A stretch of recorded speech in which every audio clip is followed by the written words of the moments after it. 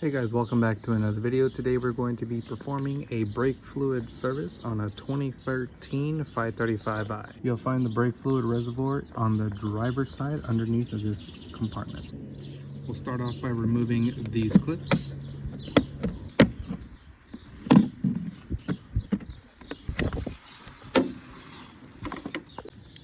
So you're going to need about a liter of brake fluid, .4 preferred. This is the oil cap. We'll open this up, just kind of set this down to the side. You're going to see a small little screen in here. This is not removable. Do not remove this. Don't try to pry it out. You will damage it and break it. Just leave it there. And the unfortunate part is you won't be able to remove the old fluid using like a little turkey baster or anything to remove it. So that's the downfall. But don't try to remove that. It has to stay in there. You'll break it if you try to force it out.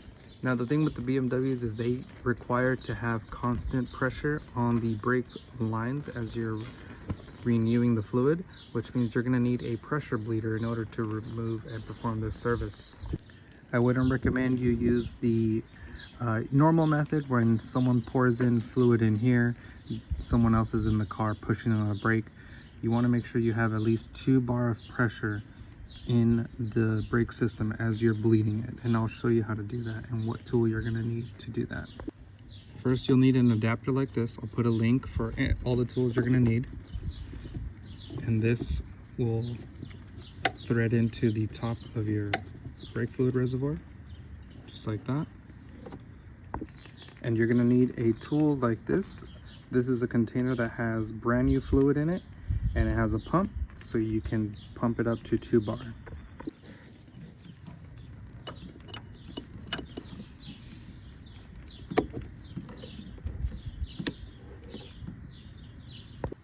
The other part of the connector has a pressure gauge, so we need to bring this up to 30 psi. 2 bar is approximately 29, but we're just going to bring that up to 30.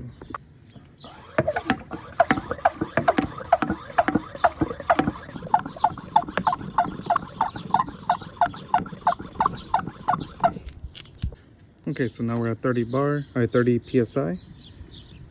We're going to open up the valve, let the fluid go through. So now the entire brake fluid system is pressurized, so we dropped a little bit because it filled up the reservoir just a little. So we're going to pump back up to get back up to 30. And that's good right there. Starting at the rear right, you're going to find the brake fluid bleeder screw right here.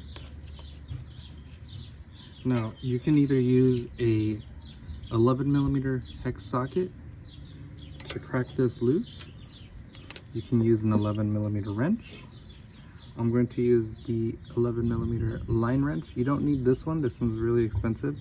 You can just use like a regular 11 wrench or something like this. The reason why I like using a wrench, you can get in and also go over the brake fluid nipple.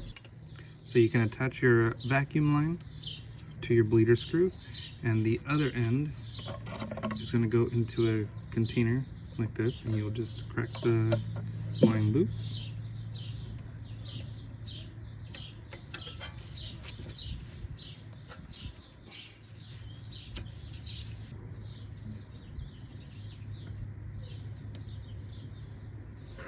And then once you crack the line loose, you'll see the brake fluid start to come down over here.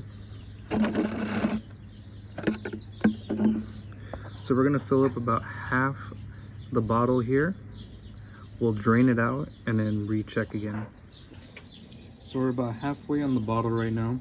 I'm gonna empty this out and then we'll check to see if the brake fluid is coming out clear. Fluid is still coming out a little dirty, so we're gonna let this go for another half bottle and recheck. So the fluid right here is coming out pretty clear, so we're going to dump this out and recheck. So now the fluid's coming out pretty clean, so we'll go ahead and say the right rear line has been cleared out, and you're going to repeat this process for every other bleeder screw. So from the rear right, you'll go to the rear left, then to the front right, and then you'll end up at the front left. You just repeat this process till the brake fluid comes out clear. And as you're draining the brake fluid, make sure your pressure stays between 25 to 30 psi. You don't really want to go under 20, so as long as you're between 20 and 30, you're okay. But just make sure you keep that pressure up and you have enough fluid inside of your brake bleeder bottle. Now to reset the light, you'll turn on ignition, and we're going to wait for all these prompts to go through. And then you're going to use the BC button right here to cycle through everything.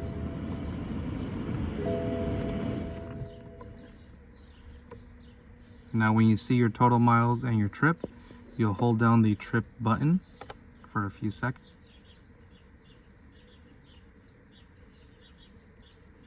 Once you see this, you can let go of the button, press and hold again.